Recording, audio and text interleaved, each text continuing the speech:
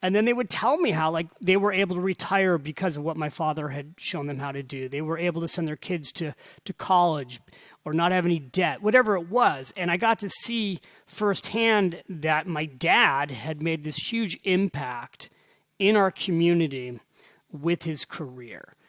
And that's really what kind of got me started.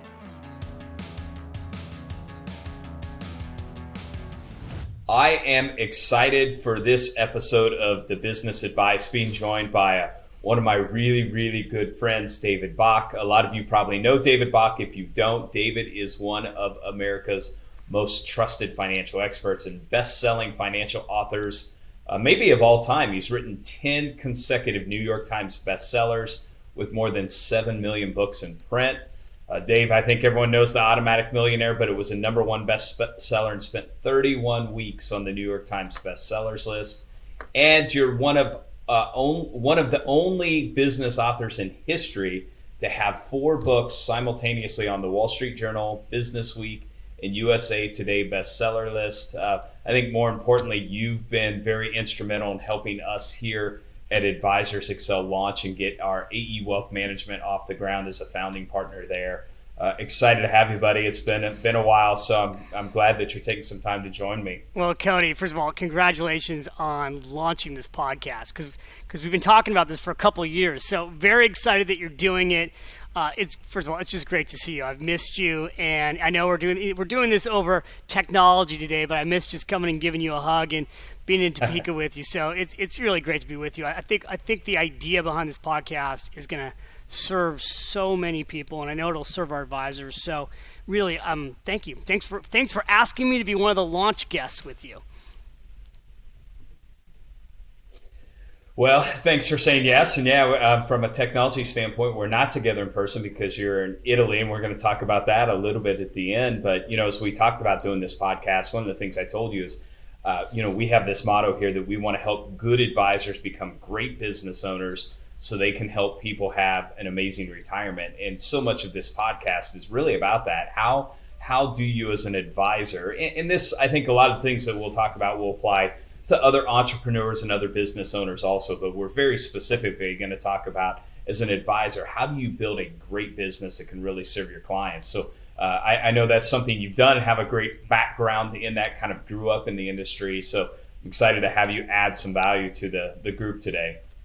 Yeah, well, my pleasure. And, like you said, grew up in this business. I really did grow up in this business. So I started learning about the business of investing at a super young age. I bought my first stock at the age of 7 because my grandma, Rose Bach, she knew I liked to play Monopoly. When I would go visit my grandparents, they lived in Milwaukee, Wisconsin, and I would get my grandparents to play Monopoly with me like 3 times a day because my parents wouldn't do that with me, right? Because at 7 years old, Cody, I played to win. But my grandmother helped me buy my first stock, and she taught me at McDonald's, the idea that there were 3 types of people in the world: those that worked there on minimum wage, and she said to me that's a really hard way to make a living, and she said you got to always have a lot of respect for those people because they work so hard. And then she said there's the second type of person that's like you, the kid right now eating his cheeseburger and French fries, and she said there's the third type of person, and that's the person that owns this place. And at 7, she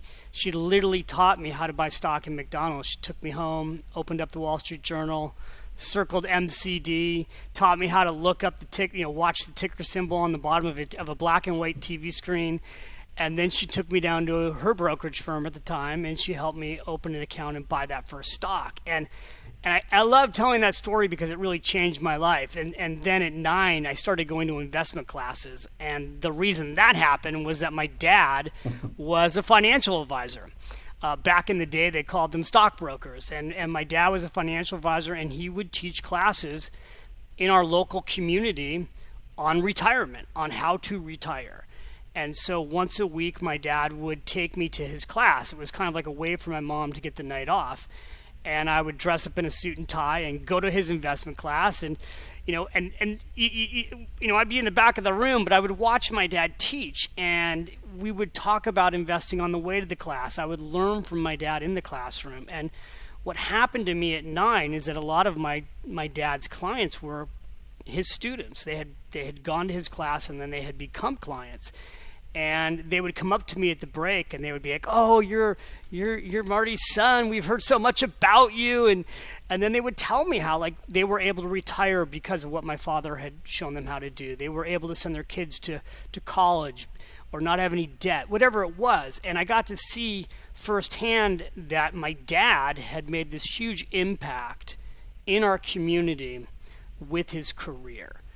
And that's really what kind of got me started. And in a way, I didn't know I was hooked on it at a young age, but I guess ever since the age of 9, I've basically been around the world of investing, and now I'm teaching those lessons to my kids too, which we can talk about later. But it really is a beautiful business. The business of advice and the business of financial advice, I think, is a beautiful business because you really get to help people's lives. And I've been doing this now. It's hard to believe, Cody, but I've been doing this almost 30 years. It's been 27 years. I started in the business in 1993, and what's been such a gorgeous thing for me is, I think we have well over 7 million books out now, and whether it's my books or my seminars or what I've done with you and all the advisors that we touch, I get to hear from people on how much my work has impacted their life, just like I watched my father's work impact the lives of people in our community, which is so cool. Well, it is, David. I say all the time, it's such a great profession that I don't think is talked about enough. And I know your dad was a big part of that. Even I think your emphasis on educating people probably comes from going to those lessons. But one of the other things I know early on when we were talking, you told me, hey, there were some lessons that your dad taught you really early on as you were becoming an advisor that I think apply to so many other advisors. Why don't you share some of those lessons that he taught you early on? Yeah, well, so, go back to 1993. I come into the business alongside him, and he says, what you're going to do, David, is you're going to sit next to me in meetings for a month. All I want you to do is take notes. Take notes, listen to the client review meetings, and in between meetings, I'll give you lessons on what we're doing. He said, but today I want to give you the most important lesson before we start these meetings. And, back in the day with a yellow pad of paper, it's funny, Cody, because I still use yellow pads of paper. But, he hands me a yellow pad of paper and he hands me a marker, which is I still use the same markers. And he writes down, I want you to take notes because I'm going to give you the 3 most important lessons in this business. And I go, okay, Dad, I'm ready. He goes, lesson number 1, put the client first. I write that down. I look up, okay, Dad, what's the next lesson? And by the way, my dad was one of the top financial advisors in the country, right? So I'm actually ready for my dad's lessons of wisdom. He goes, the second lesson, put the client first. He goes, write that down. I write it down again. He goes, the third lesson, put the client first. And I write that down and he goes, that's your most important lesson in this business. If you put the client first, if you always do what's right by your client, you will have a beautiful business and a beautiful life. And he said, and it sounds easy, but I'm here to tell you that so many advisors get off track because they make a decision that doesn't put the client first. And he proceeded to walk me around the office and point out advisors that he knew that were not running the business by putting the clients first. And he said, the reason we have the biggest business here in this entire office, and this was at Morgan Stanley at the time, he's like, because I've been putting the client first for decades. And so he said, if you build the business around what does your client need, and you treat every client like you would treat Grandma Rose, then you'll never go wrong. And I got to tell you, Cody, because I've come in and done so many trainings for our advisors at Advisors Excel and AA Wealth Management, and also people that we've been bringing on board. And I start with this, and then, long seminar, I go through all the things that people shouldn't be doing, and we won't do that today. But it always stems with putting the client first.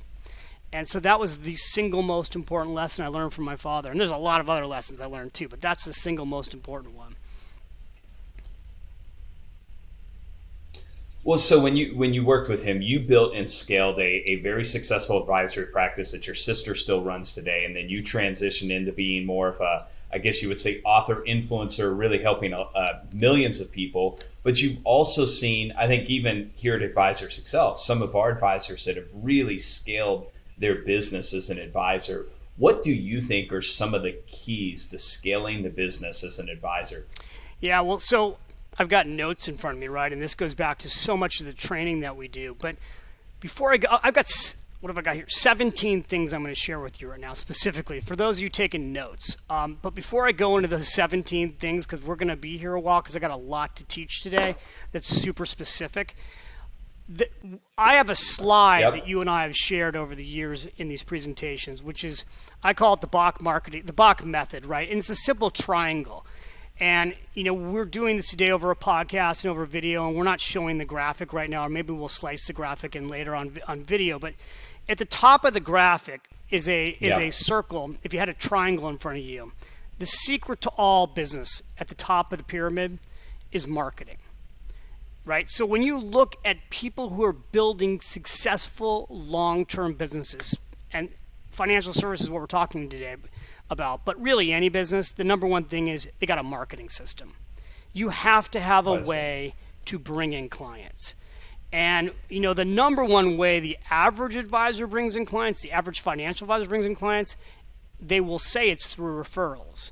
So I always joke, when you meet a financial advisor that tells you his number one method for getting business is through referrals, what you know is that financial advisor doesn't actually have a marketing system. Because unless you can actually show me your KPIs, your key performance indicators on how you go get a client, how much, because it's all kind of like, if I go spend this amount of money and I do this, this, and this, it's going to bring a client into my office. That's a real marketing system. So like when I came into the business, my father taught education classes on retirement. I took that to the next level. I created a program for women and money called Smart Women Finish Rich. And I dialed in a turnkey seminar program for women and money in the 90s. Nobody was doing it. And I got so good at doing that seminar, and we got lots of clients from it, that then I created a book to reach more than a couple thousand people. I wanted to reach 1 million women. And that book led me to literally reaching over 1 million women just through that book alone, not even including like the PBS specials that I've done, the Oprah Winfrey shows, the Today appearances. But it started with, I created a turnkey system to reach new prospective clients. And in my case, at the time, it was women and money. And we can talk about why I focused on that in the 90s later. I went back to my grandma Bach. But when you look at our advisors, why are our advisors growing their business so well? It's because they've got a turnkey marketing system. The second part of the pyramid is you have to have a turnkey system. In our case, in financial services, you need a turnkey system for how you manage the money. Super simple. It has to be turnkey. And in a second, I'll go back to what turnkey really means. And then the third part of this is that, what happens is you have a marketing system that brings people into your office, where you then have a turnkey system for how you manage the money. And then the third part of the triangle is you have to have a turnkey system for how you service the client. And inside that pyramid is the client. The client is in the center. They are the focus to the machine that is built. And if you do these things correctly, where you've got a turnkey marketing system and a turnkey system for how you do your financial planning and your asset management, and a true turnkey system for service, you will then have a turnkey system that creates referrals that feeds right back into your marketing system. And it's a circular velocity process. And I have to tell you, it sounds simple, but it's complicated to put it together correctly. And when you look at the power of what we've done at AA Wealth Management with Advisors Excel, we've taken all of these things there's a lot of moving parts, and we've taken our advisors by the hand and helped them make all of this turnkey in a measurable way. And when I say turnkey, Cody, the key to making these businesses successful, and again, you could apply this to any business. Turnkey means the following. It's 3 words. You need to be able to train to it. We call it trainable, because if it's trainable, it's scalable. If you can't train to something, because you're going to need other people to build a solid business, you can't scale it. When it's trainable and it's scalable, it's saleable. And all of that comes down to a system. And ultimately, that system has to be measurable, because you can't move what you can't measure. So I just gave an hour-long presentation in about 6 minutes with the overview of that. But behind that, there's, having been in this business for 27 years, there's 17 specific things that we teach that top advisors do to get better.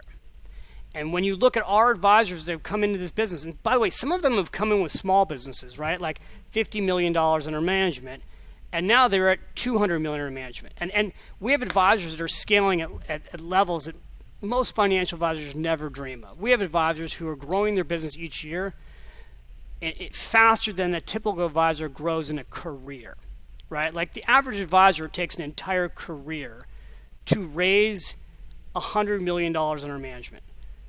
We have advisors today that are doing that in 12 months.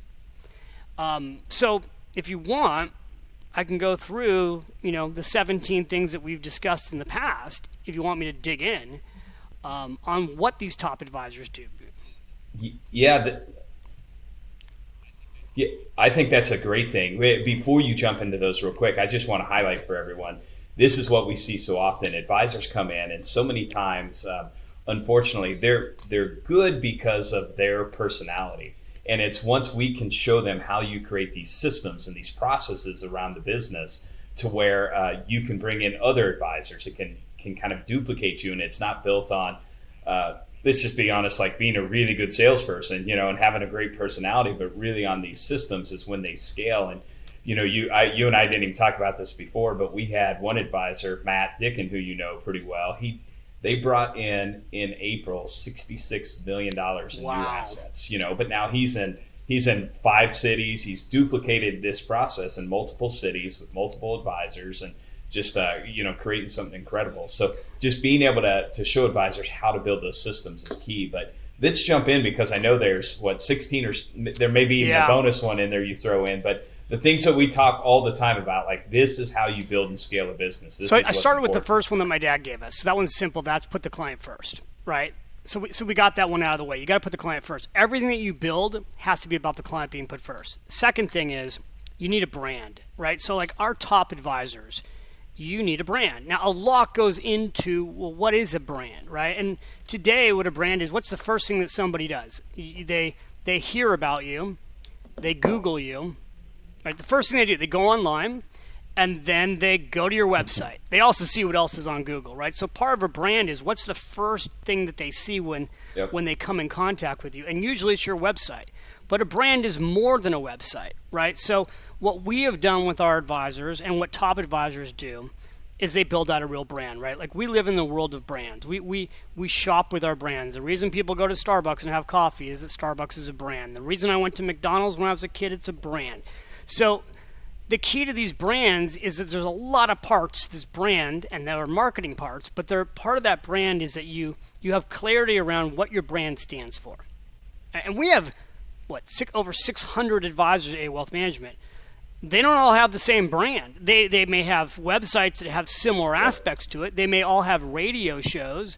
They may have podcasts. They may all do seminars, but they all have a distinct brand. So what you'll find with a top advisor is they've become clear around what they stand for.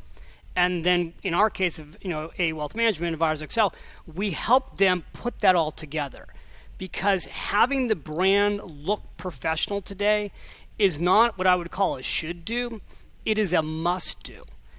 The beauty of today is that when you have a good team in place, and let me ask you again, how many people are now in the marketing department at Advisors Excel? Because it's the biggest marketing department that I had ever seen when I came in the financial when I came to your office in Topeka, and I've spent my whole life in the financial service industry. You had back 5 years, well, we originally met 8 years ago.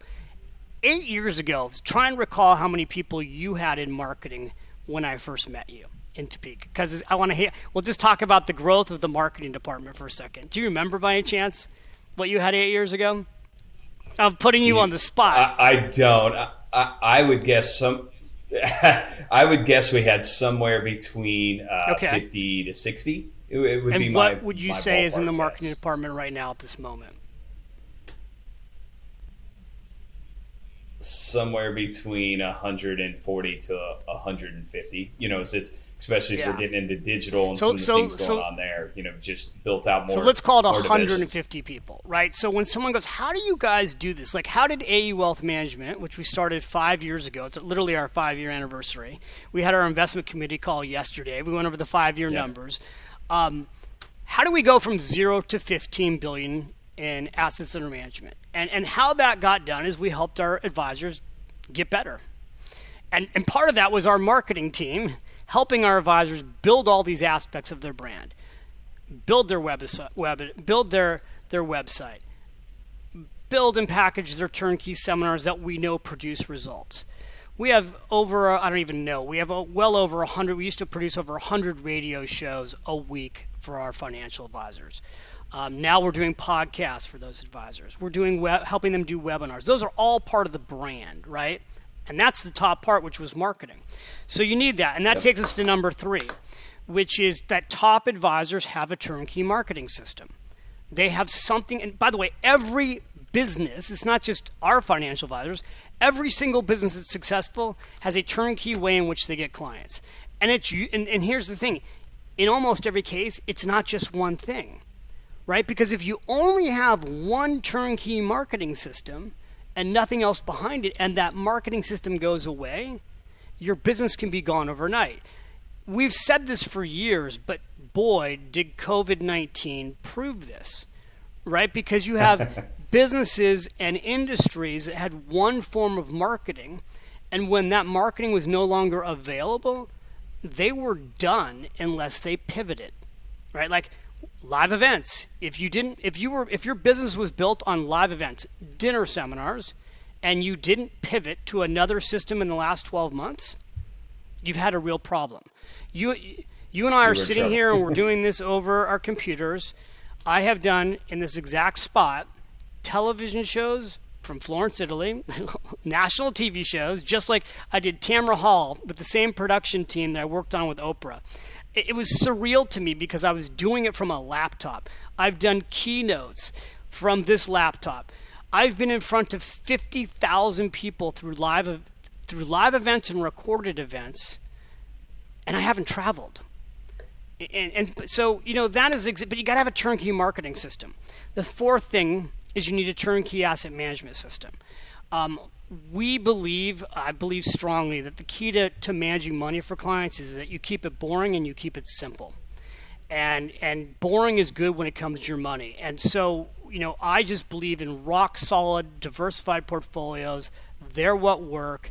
And we teach our advisors how to have a turnkey, diversified. You can have a custom made portfolio, but it's got to be a turnkey process by how that portfolio gets built. You're not looking for the shiny light every day and the new idea, and GameStop comes along and you're like, oh, I need to put GameStop in my client's portfolio. You've created a turnkey way in which you manage money. I was with my sister last month. The way my sister manages money today, maybe some of the slices inside the investment portfolio are different, but it's the exact same core fundamental financial plan process and portfolio style that we were doing 20 years ago. And that's because it works. So that's number 4. Number 5, and these are not also necessarily in any specific order. Number 5 is that our top advisors, Cody, and we spent a lot of time training to this. Our top advisors have a turnkey system by how they get referrals. And I don't mean like the cheesy, lame, like, hey, who do you know that would make a good client for me? Like there's truly a science behind how you promote, encourage, and create referrals. And referrals are the lifeblood of any good business, and everybody does it. Uber, I'll never forget when Uber, the moment Uber started, coming out, and you got your app and you downloaded Uber. And then Uber started sending things to promote you telling a friend. Everybody does this. Anybody who's good in business has a turnkey system by how they get referrals. One of the things we taught our advisors how to do is create a founders club. And what a founders club is a very specific, intentional, turnkey way by how you recognize your best clients. You create an internal board, and you teach them how to help you find other clients just like themselves. And again, lots of businesses do this. So, but most advisors, prior at least to us teaching it, didn't really have a turnkey way by how they do it. But it's so important, because if you get referrals, then your cost of marketing can go down. If you're somebody who's doing dinner seminars and you get referrals to your dinner seminars, you get better qualified leads to your seminars. If someone gives you a referral to your office, if Cody, if you say to me, David, you want to work with this person, and I go meet that person, first of all, you've already done your due diligence and I trust you. It's highly unlikely I'm going to go shop for 3 other people, because I know you and I trust you, and you told me who you worked with and why. And people do that all day long, but some people do it methodically. They actually have a system by how they do it to get the best referrals from their best clients. Let me just take a breath there and ask. Well, and David, I real quick. Yeah, I was going to say, I think that was one of the things we saw. Even, we talked about COVID earlier, and the if you're relying on one marketing funnel, what we also saw is the advisors that had a great referral process or referral system are the ones who excelled during COVID, because people were scared. They were looking for help. And if you had a great referral process in place, you were getting in front of a lot of people. So we had so many advisors that had, I wouldn't have guessed this in, April of last year, but ended up having all-time record years because of that. So just, it's and very so critical even just to for go the off business. on a conversational tangent on this, right? So like when you go back a year ago, when COVID happened, and I'm in Italy. Italy got locked down first, right? So I was reaching out to you and basically saying, hey guys, this is coming to the U.S. Like in 2 or 3 weeks, it's coming to the U.S. and we're going to need to get prepared and we're going to need to get in front of this. And then the market proceeded to go down 34% in 9 days. And so now we were, us as a company, rushing to hold our clients' hands, who are our advisors, and rushing to help our clients, our advisors, hold their clients' hands. And so we pivoted and rushed out, because we couldn't do live events, a bunch of online marketing, not marketing, but educational stuff, right? Like we created, Motivational Mondays, right? And we started putting out the videos. And I'll never forget, because it feels like it was yesterday, because we had advisors all over the country teaching smart couples, smart retirement. My seminar, they were teaching smart women, smart retirement. And so we had advisors coming to us saying, hey, how do I put these seminars online? And I'll never forget, because it was 9 days into this disaster, like, you're the last thing you should be thinking about right now is how to do seminars online. What you need to be doing for the next 6 months before you think of anything prospect related, even though we've been talking about marketing, what you need to do is call every single client you have. And so we like hammered on this, right? Like when I say call your client, because the number one thing was take care of your client, put your client first. That didn't mean send out just an email or a social media message or a podcast. That meant that you literally got in front of your client on a phone call, or you got in front of your client on Zoom. And I'll never forget, some advisors said to me like, well, I don't know what to say, right? Like the market's down. I don't know what's going to happen with COVID. And I said, call your client and write these words down. Ask them, are you okay? Are you okay? See if they're okay, right? March and April of last year, people were not okay. And so stopping what you're doing and calling your clients and saying, hey, are you okay? Look, it gives me chills. You and I are not just business partners. We're friends. The moment the news came out about Italy, my phone is blown up with a text from you, and it's you, and you have, 600 employees and 1 million friends, but you are stopping what you're doing and you're sending me a text to say, David, are you okay? What's going on in Italy? And when you show up and care about your clients like that, or your business partners, or your employees, you have a relationship for life. And I just think, when we talk about turnkey marketing systems, you've heard me talk a lot about love, right? And it's a weird thing to talk about from stage, like love your client. But I always say, like, if you love on your client, you will love your business.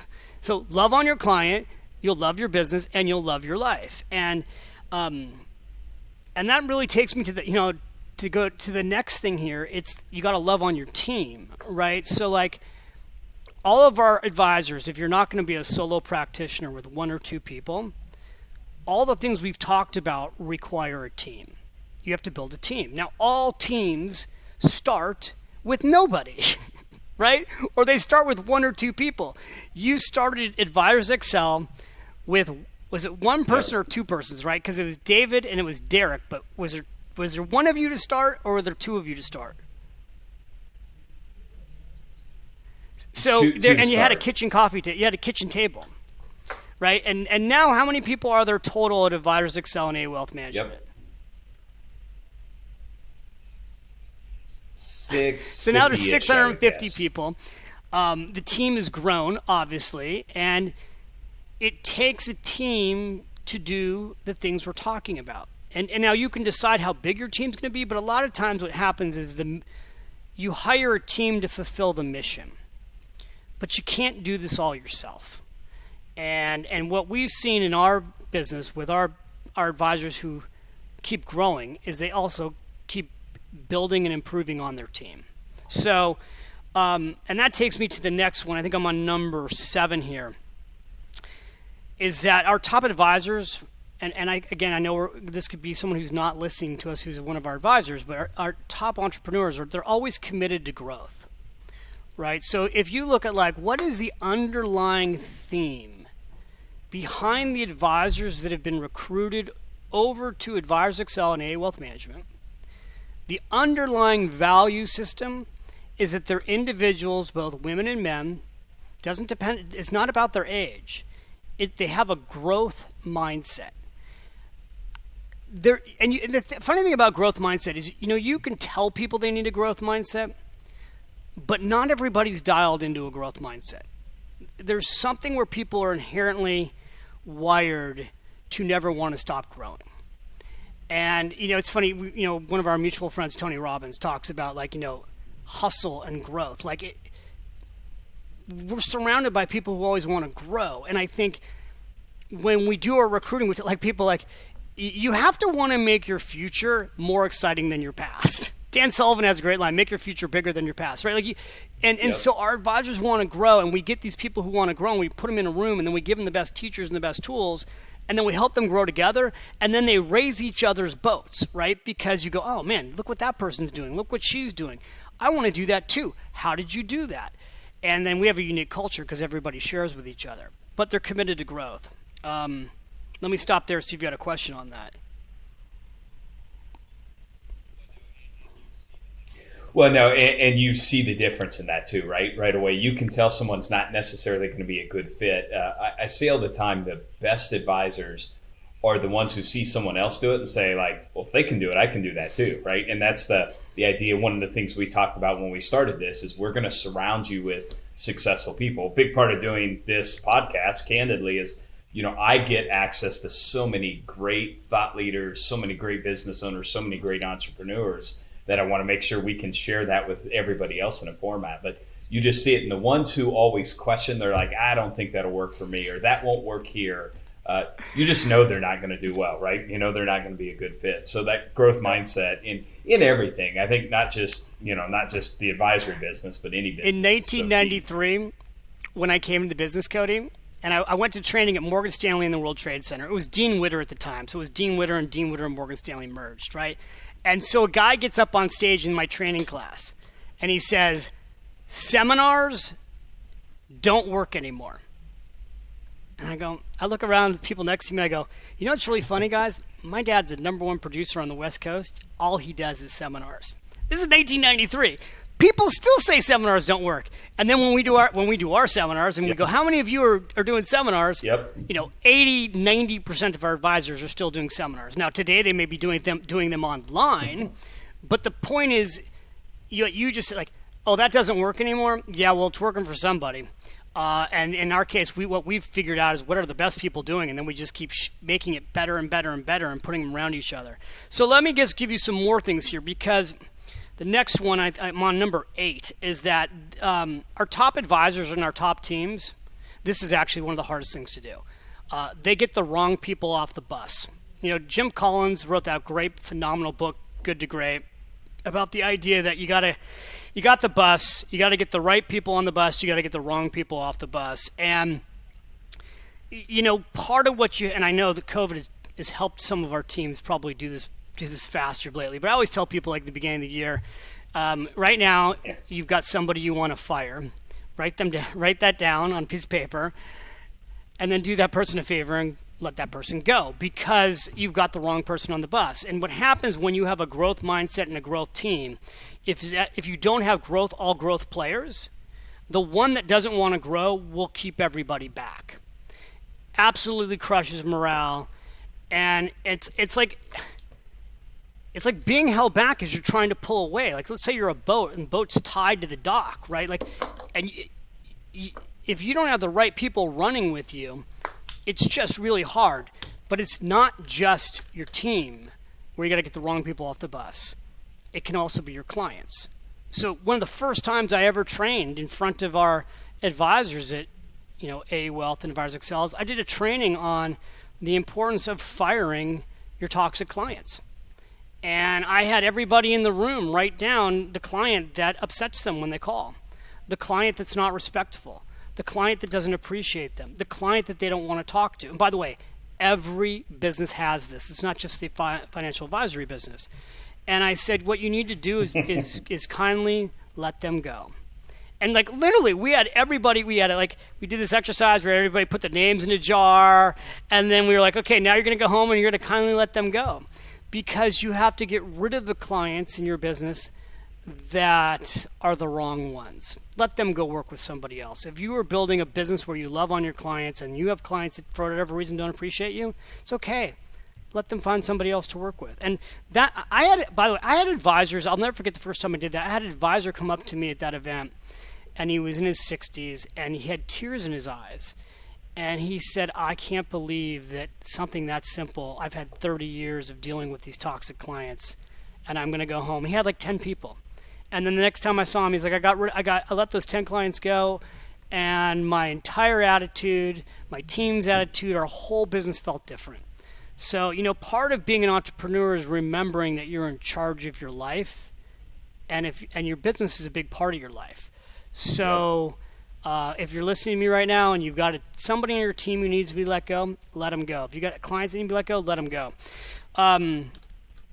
And that takes me to the next one here, which is, this was somewhat in order, is that our top advisors are constantly upgrading their talent and their clients. And it's interesting, Cody, because, I have tremendous respect for you as an entrepreneur. And one of the things I've seen you do, really very, in a way, how did you get me? You go out and you're constantly on the lookout for the next top talent, right? And you guys treat your team like it's a team, and this is what teams do, right? Football teams, baseball teams, basketball teams. They know they've always got to be bringing in the next great player. They know they have to be bringing in the great coach. And so you are really good at constantly bringing in the next level of talent. And in any business, what takes you from 0 to 100,000, 100,000 to $1 million in revenue, and then $1 million to $3 million, and $3 million to $5 million, is next level talent, right? There's always a point at which your talent hits the ceiling where maybe you've got great people, but they can't take you to the next level. And so our top advisors are learning still how to upgrade their own internal talent on the team, and then upgrade your clients. And one of the things that I learned really early in the business, which changed my whole look on the business, was this idea. Actually, I learned this from Dan Sullivan. So let me give Dan Sullivan, the founder of Strategic Coach, credit for this. This idea, he used to call it your 5 largest checks. And what I did is I looked at my book of business back when I was an advisor, and I looked at my top 10 clients. And then I looked at my overall book of business, and I asked myself, what would the business need to look like if our top 10 clients was our average client? And when we did that, it had us refocus and completely rethink our business. And so we've trained our advisors, like, take your top 20% of your clients, and what would your business look like if that was your average client? And that's a way to upgrade your clients. You've got to upgrade your business in order to have those kind of clients. Yeah.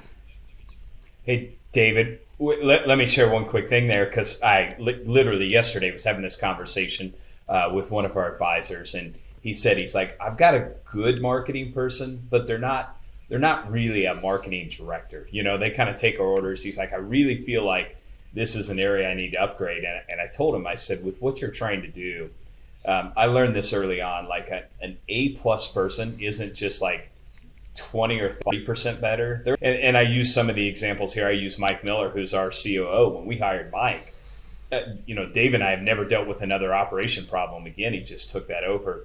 And I remember this is one of those business lessons, like there's certain lessons you learn that just stick with you. And Dave Liniger, who's a good friend of mine, he's the founder of Remax, founder and for a long time CEO. And we were sitting in Napa Valley. It was at Solage. I still remember it vividly.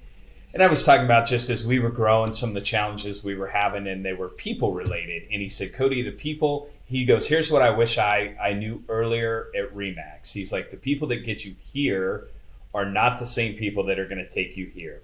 And he's like, the sooner you figure out who are the ones that, and it goes back to, he said, you're going to have certain people who just aren't going to have that growth mindset to continue to grow at the pace as a leader as the organization is. And we made a few changes after that. And it literally, I would say transformed our business, just allowed us to scale at a much greater rate. But more importantly, and this is the point that I really wanted to make about this, it wasn't even so much that it allowed the business to grow. It made my life easier. Getting great people in place just took so much stress off of us because we didn't have to be involved. They took it and ran with it. So it's that's just one of those big lessons when you talk about becoming a great business owner.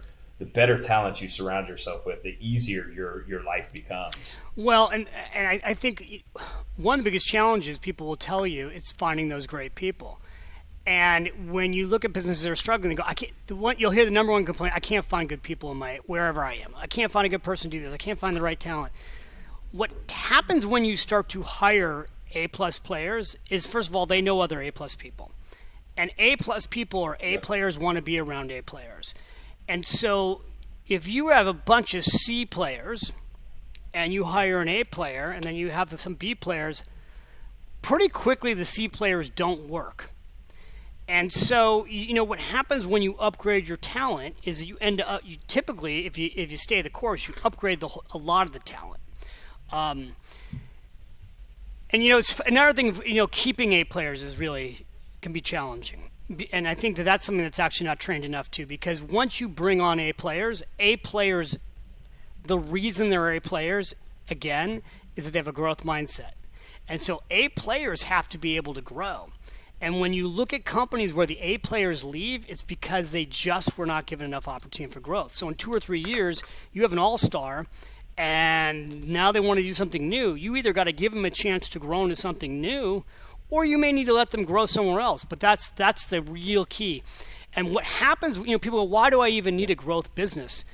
You don't. Not everybody needs a growth business. We have advisors who have small businesses, 2 or 3 people on their team. They have a great business with a fabulous lifestyle, and they don't want a big team. And by the way, that's okay. But once you start to build a team, your business has to grow to retain the talent and attract new talent. And if you go to an Ivy League business school, you learn that you got to grow at a rate of 20% or more annually. This is just like what all the studies show. The business has to grow at 20% or more annually in order to attract and retain top talent. There's so much still here to cover, but I don't know. Is this helpful? I'm loving this stuff. We talked about the next one here. Yeah, let's keep getting. The next one here is, we talked about it earlier, which is trainable, scalable, and saleable. So the whole thing is, don't ever do anything once. You're gonna go do a seminar. Don't do one seminar. You might do one seminar with one topic, but have a totally turnkey way in which you can do multiple seminars in the same vehicle, right? Like, so if you're gonna go get good at doing online events right now, the online event is one process. Then learning what to say, you could do 10 of them. But the idea is that everything you do should be trainable and scalable. The way you service your clients, it should be you should be able to bring somebody on, and somebody else should be able to train to them. So if it's not set up to be trained, if the knowledge is all in your head, then you don't really have a business. You have to get the knowledge out of your head into a process, and a process that is documented and can be trained to. Once you do that, you're off to the races. And that leads me to that everything is measurable. So what do top advisors do and what do top businesses do? They measure everything. And the reason they measure everything is that you can't manage or move that which you do not measure. There gets to a point in the business that you can't just run it off a gut instinct. You certainly can't sell the business off a gut instinct, right? Because when the time comes to sell your business and have a valuation done and then shop the business, people want to be able to quickly look at your measurements.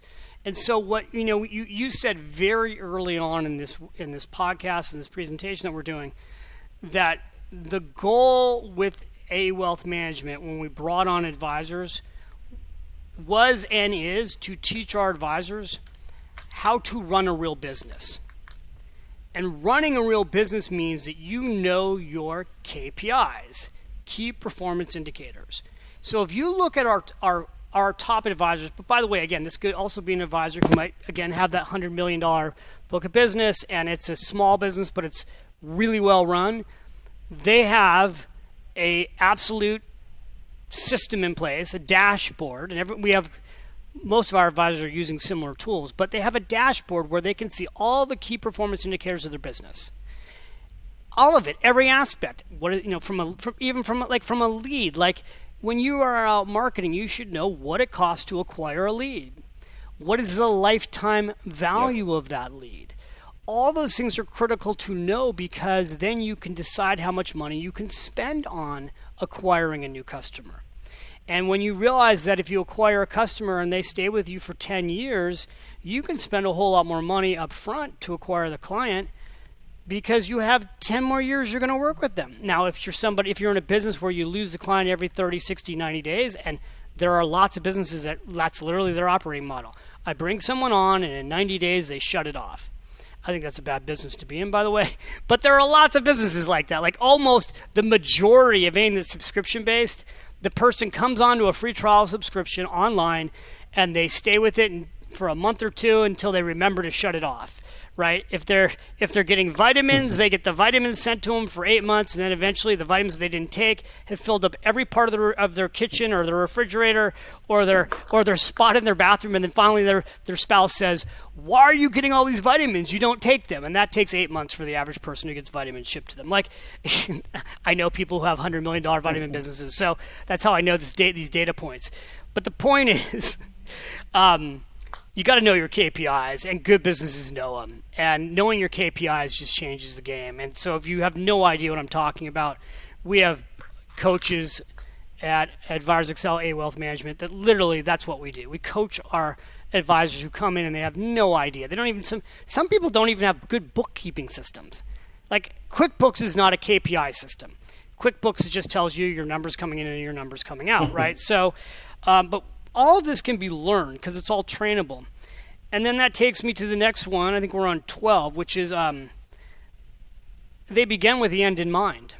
And the idea there is like when I do back in the old days, it feels like a long time ago, when I was doing the trainings in Topeka, one of the first questions I would ask everybody in the room, how many of you are planning on being in the business for 10 more years? The reason I asked that question, and it's a good question for you to ask yourself, are you going to be in the business 10 more years? Are you going to be in business 5 more years? Is because it's important to begin with the end in mind. Like, well, great, we're 10 years from now. Are you selling this business? Are you closing this business? Are you passing this business along to your kids? Because the business that you're building, if you begin with what it should look like 10 years from now, you can build towards that goal. And man, all of our top advisors, they're very clear. They have a very clear vision. We had, oh my God, I'm going to completely blank on his name right now. We did the, yes, Cameron Harrell. A vivid vision. Thank you. Sorry, Cameron. Vivid vision, right? And I call it victorious vision. Like absolute clarity around what the vision is, and it's just a game changer.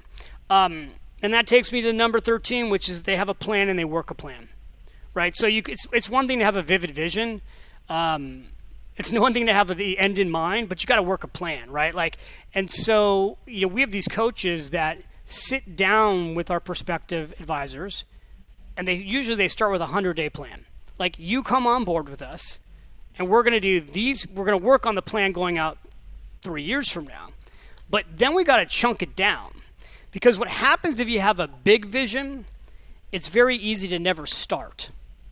And so the way you get to a big victory is with little wins, small wins. And that comes with a specific written plan and a coach to help you do it. And so, like, you know, we get these advisors that come on and they're overwhelmed, right? Because they, you know, you might hear all this stuff and see all this stuff, and we're like, hey, we're going to just chunk this all down for you. And then what we're going to do is what we're going to do then is like work with you backwards. Like, this is what you'll do the first 100 days. This is what you'll do the second 100 days. And, you know, Cody, you're super close to that. So maybe you even want to just talk to a second about what that looks like. Well, and I would say the other value is, like, as we've done this now with, I don't know, 600 plus advisors, like, you see what that pattern should look like. What are the most important things to implement right away? You know, a lot of times that is the brand. A lot of times their brand is not super consistent across all their collateral materials, their website, things like that. So a lot of times it starts with, let's take a look at your brand. How do we make it consistent? But you know, another big one we talk about all the time is upgrading your office. You know, it's still the most surefire way. It's the only thing I've seen that always works 100% of the time. If you get a nicer office, your business will grow. And I think there's just something subtle and subconscious when people come in to meet with you and they're trying to make this decision. Do I trust this person enough to give them my entire life savings and trust that they're going to make sure that it lasts? And the nicer the office, the better advisors do with that. So yeah, we just have these consistent things that we've seen that have worked over and over and over again. But I think the way that you said it, I think Brian Tracy always talked about, you know, the best way to eat an elephant is one bite at a time. It's not biting off too much at one time. And some of that goes to your team too. You know, we've seen a lot of those advisors, they'll come home excited and they have 30 new ideas that they want to implement. And they have like a team revolt because it's like, holy cow. So just being thoughtful in how you build upon that and knowing, seeing the compound effect also, right? As you get some of those small wins over time, it builds some energy, it builds momentum and excitement with your team. And then as new ideas come on, they're more willing to add those. Well, and I'll say on top of that too, because there's so many parts to this process that when you decide to do something like this as an entrepreneur, what's really helpful is having an accountability coach. Right. And because when you're the entrepreneur and you go back to your team and you're like, hey, we've got all these great ideas, you kind of need somebody over your shoulder who's not your wife, right, or your husband. That's like, hey, what's happening with all that? Who's doing it? Is it getting done? And you know, again, our coaches help with that, right? And I think there's a lot to be said for those check-in calls where someone is checking in with you saying, like, well, we had a goal for the first 100 days to do this, and here's what's done, and here's what's not done. And that kind of leads me to the next one. And the next one is that our top advisors, and I think this, again, all this stuff really does apply to any business, but they have a community, right? So the key, like, I'm so fortunate. When I got into entrepreneurism, when I left Morgan Stanley, and I opened up Finish Rich Media, and I moved to New York City, my business started just like your business. It was me, right? And I had one assistant. And then the business starts to grow, and then you start to hire people, and then it's like, oh my God, what am I doing? How do I do this? And then I joined an entrepreneur group. At the time, I joined what was called YEO, Young Entrepreneurs Organization. And I had 17 years in an entrepreneur organization surrounded by other entrepreneurs where we helped each other get better. And the challenges that I was facing, someone else had already faced it. And this is true at any level of business, right? Yep. And so how do you have to find those communities? You don't, well, I think you want to find those communities because doing stuff solo is so much harder. And so what we've done again is build a community. Like when people go, "What? I don't understand how you guys grow so fast." And I go, "Well, we get people who want to grow. We put them in a room together, and then we help them get better. And then part of our culture is that everybody shares." What do you mean? I'm like, everybody shares. Like part of this culture is that our advisors show what they're doing and what's working, and then they don't just say, "Oh, you can't do it." Everybody lets each other kind of copy each other, right? So like, hey, this is working in Kansas, but maybe you want to try it in New York, and And it's unprecedented, right? Like, again, I spent my whole career at Morgan Stanley. You go to reward trips, people get on these stages, they talk for 10 minutes about how great they are, but you don't actually learn how they did what they did. People don't share their secrets. And it's very unusual in business often to share your secrets, but not always, right? Like, you can go across industries where the way that organizations get better is they share. Here's what I do. Here's how I think. And so we've done an amazing job of creating a community of these top advisors that then also give back and share back. And that's a game changer. And it kind of leads me to the next one. I got 2 more to go here. And that is that we started at the top of this hour with this idea of growth also. Like, our top people, our firm, us, we're constantly committed to growing. We're never sitting on our laurels. You know, there is no finish line. And it's funny because you think, oh, if I get to this, then I'm done, Yep. right? Like, I remember when I wrote Smart Women Finish Rich, and I was touring, and people were like, well, when's your next book coming out? And I was like, my next book? You know, if you had told me I would write 13 more books and have 10 New York Times bestsellers over 20 years, but I just kept going. I just put out, actually, Cody, I put out yesterday the updated audio to Smart Women Finish Rich. So that book was updated. It's now been out over 2 decades. And so we updated the book, which took a full year to update it. Then we updated the seminar, which our advisors use. Now we just updated the audio. Everybody I know who's good in business, they never stop growing. They don't go, I got this done, and now I'm finished. They're constantly growing. And then that takes me to the next one. I'm at 17 here. Our top advisors and I think top entrepreneurs, what they do, the reason they have duration and longevity in their career and in their business is they recharge their batteries. It is so important when you're a high performer that you give yourself recovery time. You know, many entrepreneurs actually are athletes, right? But many entrepreneurs don't treat themselves like athletes. Athletes don't run 24/7, right? You work out, you have to rest your muscles. And so what we've really taught people is like the importance of downtime is critical.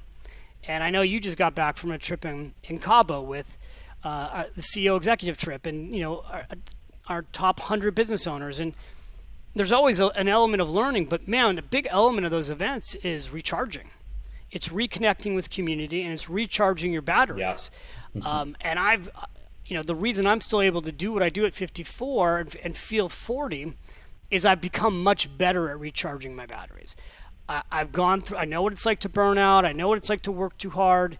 And there comes a point in time where you actually can't work your way through problems. And in many cases, when you're struggling, what you really need is a break. And part of what's so important for entrepreneurs to do in the beginning of the year, I believe, especially if you're an entrepreneur, is plan your recharge time. So plan the time that you're going to take off up front before you plan your whole year. You know, when I began my career, I worked 6 days, really 7 days a week because I didn't know better. I told myself it was 6 days a week, and then I would go into the office half day on Sunday to clean up the office for Monday. And, you know, you can do that when you're in your 20s and you can run through brick walls. But once you get married, once you have kids, once you get older, you have to learn how to take care of yourself. And so recharge time and recharging your batteries is absolutely critical. And that, my friends, was the 17. Well, David, I would... Well, in that recharging right now, you know, I saw it last week when we had our top 100 together because every entrepreneur, every business owner, candidly, every kind of leader, this last year has been wild, you know. So with COVID and everything that you had to do there, I don't think many of them realized how bad they needed that recharge, you know, but just getting them there and all of them, you could see it just, and you could hear it. And even as they talked about it, they're like, I knew I was worn out. I just didn't realize quite how worn out. And just like, now I'm refreshed, I'm recharged, ready to, you know, get back at it, because the last year and a few months has been pretty tough. So that's one of those things that I say all the time, if being an entrepreneur was easy, you know, so many times it's held out as this very glamorous thing, which it can be. I think it's the greatest thing that you can possibly do. But it's not for everyone. If it were easy, everyone would do it. There's a lot of stress and a lot of responsibility. And even as an advisor, I say this all the time, man, one, you're rejected half the time, right? Even the best advisors, half the people they meet with don't end up picking them as an advisor. But you're also, the other thing that I don't think is talked about enough, and kind of dealing with this a little bit, with the personal situation here at AE that you're familiar with, you're also working with people through some of the toughest challenges that they're ever going to face in life, right? So not only this decision to retire and step away from a job you've had, but then, loss of a spouse, loss of loved ones, health issues. So you just, as an advisor, it's so important. And I was going to talk about that in the group that you're around. It's not so much just learning from them. It's also being able to plug into a group that can re-energize you and lift you up, because being an advisor, it's an emotionally draining business. It sometimes seems like a lot of fun and there's a lot of great in it, but it's also a lot of work. 100%. And again, when you're the entrepreneur, and we're talking about entrepreneurs who own financial service business, but entrepreneur in any business, you need a peer group beyond your employees, right? Because as the CEO and founder and the head of the company, yep, you can't turn to your employees to recharge and help you reduce your anxiety and take you to the next level. You need a peer group of people that are like you. And I think, it's interesting because this has been such a difficult year all over the world. And I have two kids. I have a 17-year-old. He's upstairs right now, and he's had to homeschool this week. And I have an 11-year-old. He's all, because we've had such a weird time in Italy where they go to school and then they have to come back. And I know this happened in the United States too. Like, I know a lot of people with kids have been home all year long. Well-being is being talked about more and more. And honestly, we've personally gone through the issue of well-being with people that we know and love lately. And, the New York Times, I'm helping my son do research on the issue of well-being, right? Because he's doing a presentation on well-being right now. And what he said to me, and we're going off on a tangent here, but he said to me 2 weeks ago, we're walking down the Arno, and he says, "Dad, did you know that the second leading cause of death among kids my age is suicide?" And Cody, I go, first I'm thinking, is he okay? Why is he telling me about this? And it's good that he's telling me about this. And I go, no, James, I didn't know that. He's like, yeah, young people are really having a problem right now. And so he's working on a research report on what the problem is and what can kids do to try to reduce their anxiety and stress. And at the same standpoint, I have a 17-year-old who writes an article for a school newspaper on the issue. And then you open up the New York Times. The New York Times this weekend was about the fact that millions of people are suffering from anxiety and depression right now since COVID, right?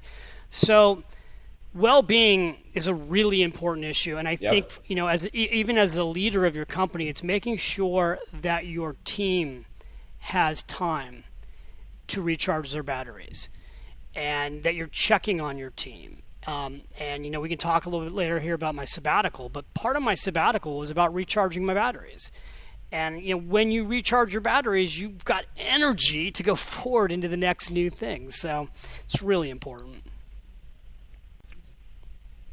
Well, while we're on it, why don't we talk about that? Because you took this recharging to a whole nother level. I still remember, I think we were sitting in Denver when you said, hey, we're going to move to Italy for a year. And now it's actually been more than that with COVID. But talk about, and maybe a couple questions here, Dave. I'd love to hear just like how and why, and then some cool, how has the experience been? But then maybe you could also apply that to, as we talk about this idea of recharging, especially as a advisor or entrepreneur, ideas on things that they can do that maybe don't involve moving to a foreign country for a year. And then I'd just love to hear just, are there any big lessons you've learned, like being over there now for almost right? 2 You're years, because we moved here in July. It's almost been 2 years. Crazy. Yeah. So just any cool lessons that you've learned just being over there. Yeah. Well, okay. So years also. How did this happen? It's because people are, what made you decide to move abroad? And right, a lot of times what happens is you see somebody else do something and you go, huh, that's cool. How did they do that? Right. And so I had a friend that like 10 years ago moved to Spain with his family. He wanted to take his young kids abroad, and they moved to Barcelona. And we went and visited them in Barcelona. And we were like, oh, this is such a cool idea. Like, wasn't the time for us to do it. But we kind of had that in the back of our mind. Like, oh, you know what? At some point, wouldn't it be cool to move the family abroad for a year and put our kids in an international school and just experience that? And so then the next thing you know is like time just goes by so fast. And the next thing I start realizing is like, wow, if we don't do this soon, Jack's going to be off in college. So we literally designed this year abroad around the fact that he would be a sophomore in high school. And it was the best year we felt to pull him out of his school in New York City and move abroad for 9 months. And then we would come back and he'd finish high school. And then it was just really a matter of like, where do we want to go and how fun would that be?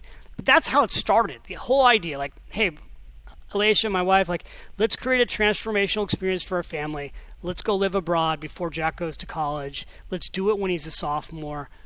Where do we want to go? And then we just started playing the fun game of where do we want to go, and we chose Florence, Italy, and then it was just beyond anything we could have ever hoped for. Like we didn't come here knowing anybody. We didn't have a community. But our kids go to the international school here, and that kind of creates an immediate community. And like 90 days in, Jack, our teenager, who we weren't even sure would want to go abroad, he turned to us and said, is there any way we could stay and I could finish high school here? I'm so much happier here than when I was in New York City. And he was happy in New York City. So we were sort of surprised, but at the same standpoint, Cody, Alicia and I were happier, and we're like, oh my God, yeah, you know what? If you want to stay, we'll figure out a way to stay. And so we have. You talk about growth, the beauty of moving abroad, and I think this would apply actually if you move anywhere, but you get a chance to grow again. And we've grown as a family. We've grown personally. Happy wife, happy life. Alicia's happier than she's ever been. We've made... interestingly enough, living here, we've made more friends in 18 months than I think we made in 10 years in New York. And part of that's because we're not as busy, right? And so we've had time to make new friends. All of our friends moved here from somewhere else. So it's a lot like being, honestly, Cody, like freshman year in the dorms. We've got all these super cool friends, and almost all of them are entrepreneurs. They were able to pick up and move abroad and work abroad, and so we all play together. And I think what's happened, or what I've really learned to appreciate here, and I'm sorry for those of you who are working like nonstop right now. I've done it, so I apologize. I understand. But like having time to breathe has just been the biggest gift. And I think the thing I've learned in Italy is, there's a saying, and I was explaining it to my kids before we got here. They say about Italians work to live. They don't live to work. And I had to, I was trying to explain to my kids what that means. And then once you get here, you get it, because it's just a completely different way of life. When people go and they have their espresso in the morning, they're not on their phone. They have an espresso and they talk to each other. They go to lunch for 2 or 3 hours. They take everybody in Europe takes the entire month of August off. Many people take 2 months off. Things close down. Life is not just about working. And there's a lot about Italy that's really been great for our family, because so much of Italy is about family time. And it's just, that's what families do. They go and you see families out having lunches and dinners together. And it's just been a beautiful thing to like slow down and really take in the beauty of life. And what I would say is, I called it a radical sabbatical. I wrote this book, The Latte Factor. We toured all over the country with our advisors. And in the book, the main character, Zoe Daniels, takes a sabbatical. And in the book, she takes a 6-week sabbatical. And I had taken a sabbatical back in 2013. It's actually how you and I met. I mean, the funny thing about taking a break, I took a break in 2013. Yeah. Tony Robbins, our mutual friend, was writing a book called Money Masters. He interviewed me for the book. He said, well, what are you doing? I'm like, well, Tony, I'm kind of semi-retired right now. I'm taking this break. And he's like, well, you're 46. You can't take a break forever. What are you thinking about doing next? And I said, well, I don't know. And then Tony always says, well, I know you don't, but if you did, what were you going to do next? And I'm like, well, I'm actually thinking about getting back into the RIA business. And he's like, wait a minute, hold on. What? I'm like, yeah, I'm going to Kansas. I'm going to look at this company. And he's like, wait a minute. You've got to go meet Cody and David. Because if you're going to go into the RIA business, you got to go meet my buddies. That's how we met, was on a previous sabbatical. And I've been, really been working ever since that time.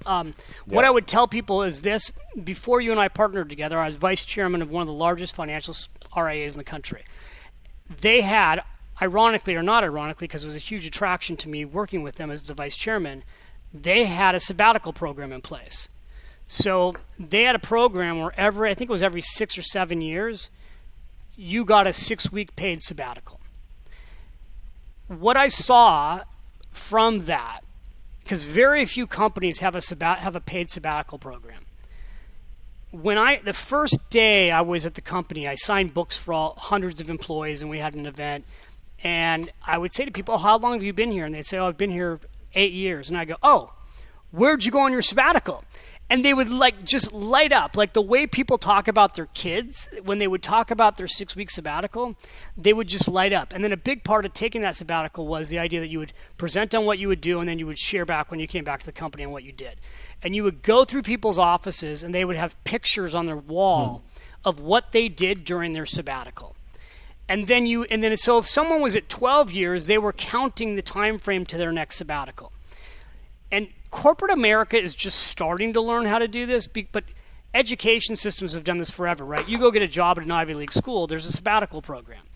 And I think for any business could put in place a sabbatical program, and you could literally say to your employees, in 6 years, we have a 6-week paid program where you're unplugged from the office, we pay for you to take a 6-week break.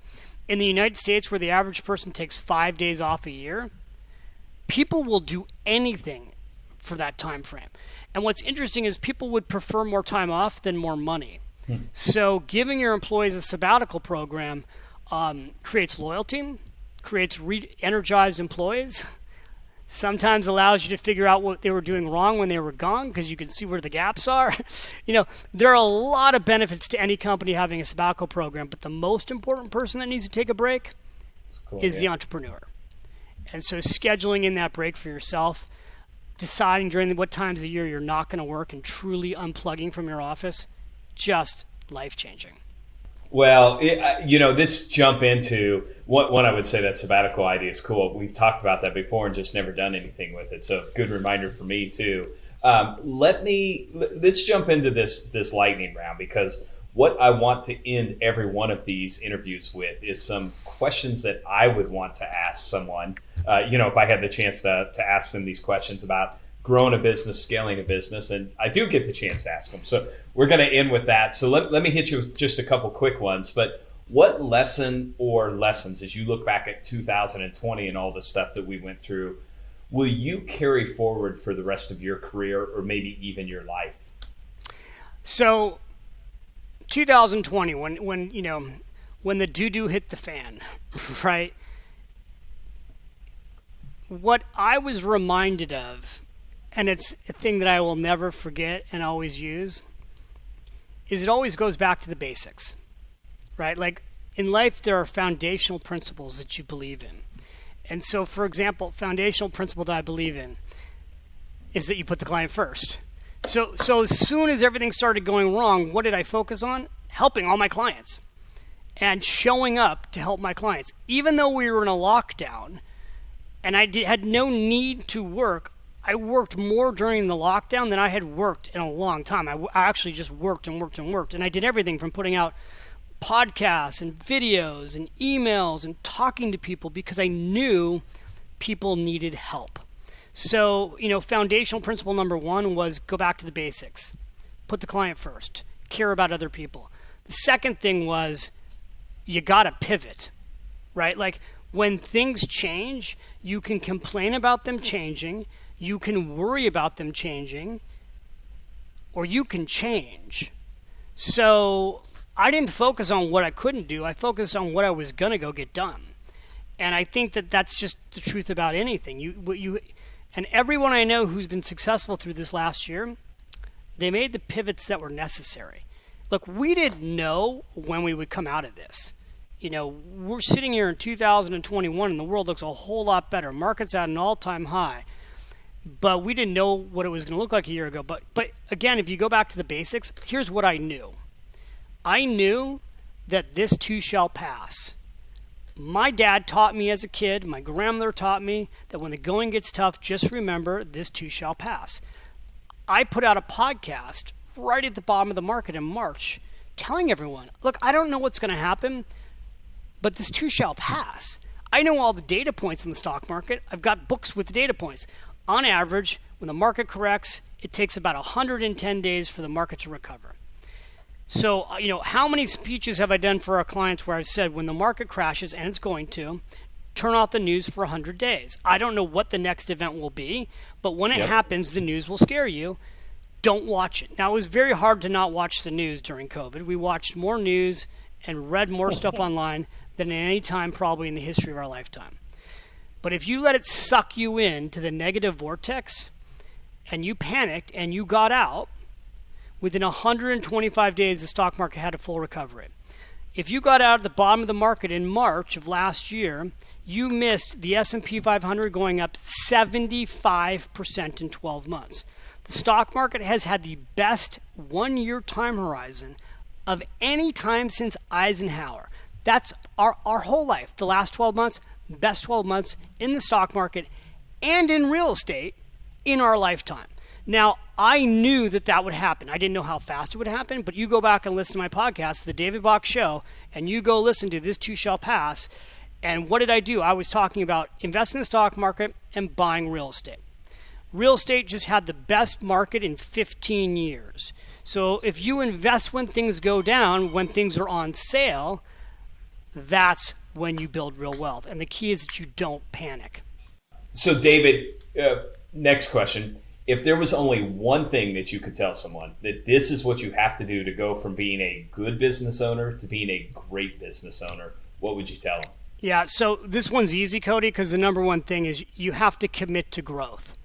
And that's such a broad term, right? But what growth means is that you're pushing yourself to get better. And the fastest way to get better at anything you want to do is find somebody who's already done it, right? Like success leaves clues. It leaves a roadmap. And if you can find somebody who's already done what you want to do and you can be mentored by them or you can be taught by them or you can be coached by them, you can grow faster. And, that is, if someone were to ask me, like, ultimately the secret to my entire career, it's literally that. Because I didn't know how to do anything I've done. I didn't know how to be a top advisor. I went out and met with the best advisors in our business. And they shared with me, because I was a young kid, what they did. I didn't know how to be a best-selling author. I went out and studied how do people become best-selling authors? I didn't know how to be a speaker, right? Like, I went out and studied everything I wanted to do. I went out and learned from somebody who's done it before. And that is a timeless approach to improving who you are and what you do at any stage in life. So, David, what are you doing this year to drive your personal growth? Really good question. And it's funny because I didn't know we would talk about growth so much, but what I'm doing two things. I decided, because I got asked to do this, to teach once a month a class on growth. So I'm once a month actually teaching, you don't even know this, but I'm teaching a class on growth. And we launched a new program, a new app, and it's on Growth Day. It's called growthday.com. And so a buddy of mine, Brendan Burchard, put together like a dozen of these top friends and experts to coach the world on growing. And candidly, it was more work than I wanted to do. But why I decided to do it was, first of all, I didn't even say this, but my number one belief is that the secret to all success is to focus always on being of service. So even though I said you should focus on growth, if you come from a place of service, you can never lose in life. And in anything, right? If you come from a place of service. So when I was asked to teach a growth day, I thought, okay, it's a lot of work, like to commit to 12 months of it's live coaching. So I do a 1 hour presentation and then I do Q&A. And so from a growth perspective, I need to design 12 separate courses and curriculum on growth. And that forces me to keep learning. And what I found in life, because I love to teach, is that the fastest way for me to learn things is to learn it and then teach it.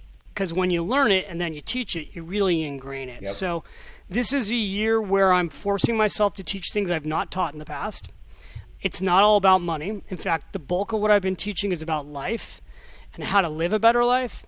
My podcast, I didn't want to just do personal finance. I did David Bach Show, life, money, business, let's rock them all. And so I'm pushing myself to grow into talking about things that are not necessarily what I've taught for 27 years. And then I'm studying people in areas that are not personal finance related, right? Because like literally, Cody, my entire life has been spent studying personal finance. I still read Barron's and the Wall Street Journal and CNBC, yep. But now I'm pushing myself to learn things I know nothing about. And I have a whole bunch of things in the fall that I'm going to force myself to do that I don't know how to do, like cooking, like going to art history classes. Like I have friends learning to paint, and I'm like, oh my God, I don't know how to paint. That's so cool. So pushing myself to learn new things that I've never done. And I will say this, I've been very inspired by our retired clients.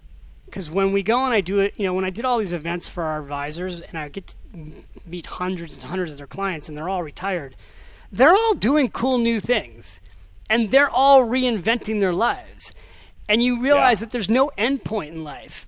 However, you do need to push yourself to learn, to meet new people, to taste new foods, to see new things. I think if you want to get the most out of life. And so, I'm pushing myself to, part of moving to Florence was to pull myself out of, I wasn't in a rut in New York City, but I've been there for 18 years. Our life was sort of dialed in.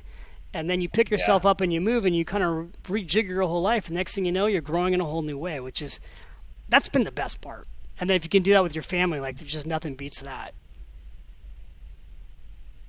Yeah, it's a cool way to force that growth. So obviously, I've always said the best leaders I've ever met tend to be big readers also. So what is the book that you would recommend most to another entrepreneur or business owner?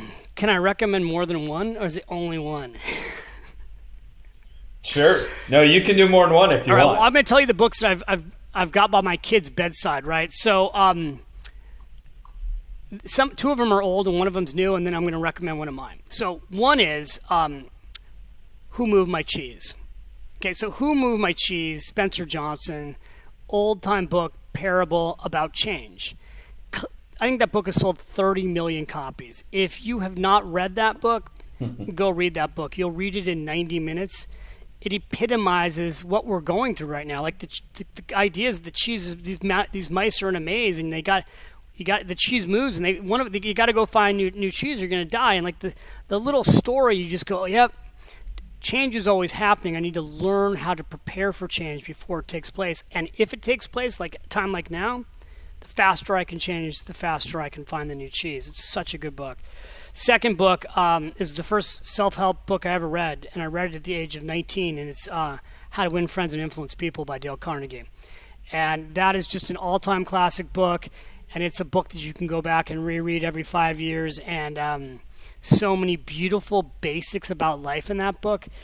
It's funny because Jack hasn't read that book yet, but again, it's sitting by his bed. And then I'll give you a new book, which is by Dan Sullivan, who I mentioned before. I know a lot of our financial advisors probably have followed him. He put a new book out called Who Not How. And the concept behind Who Not How is you don't have to learn how to do everything, but you need to find the person who does. Right? Everything we've talked about today, like talent, Who Not How. Really great book. And then the fourth one I would recommend is my latest book, The Latte Factor. For all of you who have younger clients or clients with younger kids, The Latte Factor is this beautiful little book that young people and millennials, but again, my son Jack read that book at 15 and he got super inspired to invest, and now at 17 I go into his office and he's online on his brokerage account trading, investing in stocks, and that book inspired him. So The Latte Factor is just a great book for you to read, but also give to the people in your office who are young, who need to start investing, and give it to your clients to give to their kids, because we need to encourage the next generation behind us to do the right steps earlier. And we all know as financial advisors the power of compound interest, or the miracle of compound interest, and the power of paying yourself first. But so many people start late in life. They start in their 40s and their 50s, and they always say when they survey people, What's your number one financial regret? The number one financial regret across the board is people wish they'd started earlier. So I think as financial advisors, part of our advocacy job with financial literacy is to teach and train the next generation, and that can be done by a little book like The Latte Factor or my other book, The Automatic Millionaire. But I find that people read The Latte Factor cover to cover, like Who Moved My Cheese. And that was my goal, was to write like a little story, as you know, that people could read quickly. So I gave you more than one book. Yeah, those are great. And The Latte Factor is an incredible gift. So ironically, you've met Dylan, my son. We went to the game, you and Jack and me and Dylan. We just read, literally 2 months ago, probably we finished How to Win Friends and Influence People. And it had been probably, I would say 5, but it's probably been 10 years since I'd read the book, and it was just a great reminder of how much incredible advice there is. So, well, friend, you have been more than gracious, delivered a ton of value today. Let me ask you this. If people want to connect with you, what are the different ways that they can connect with you? Obviously, you have all the books that they can read. You have your podcast, but throw out where people can connect with you so they can follow up. I know you're always pushing out just a ton of content and a ton of value. Well, thank you. Well, again, Cody, congratulations on doing this. Thanks, everybody, for listening so long. I know we really created a long podcast here, but there's a lot of content. I'd say first thing is, if you're on Instagram, come subscribe to me on Instagram, because if you post a comment on Instagram, I'm going to read it because I'm going to see it because I actually look at Instagram.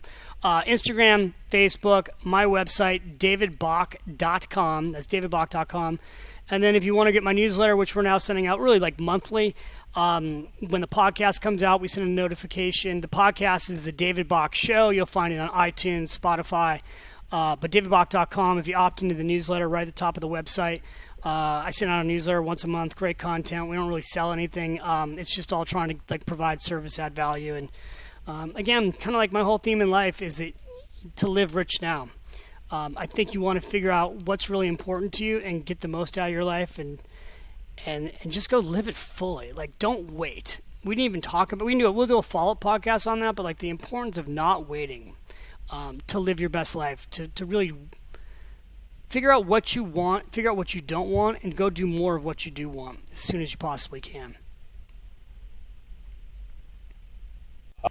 Awesome, friend. I may see you in September. We may head over that way depending on how travel looks in that. So looking forward to catching up, and appreciate you taking the time. And for everyone who listened, if you enjoyed this episode of the Business of Advice podcast, hit subscribe. You can join us on Facebook, Twitter, LinkedIn, so you're the first to know when we launch new episodes. And if you like this show, leave a review so other people know it's a valuable way to spend their time also. David, thank you, Cody. My pleasure. And again, he asked for a review, but truly, I promise you, Cody and I will both go online and look at the reviews. So if you like this show, tell us what you think.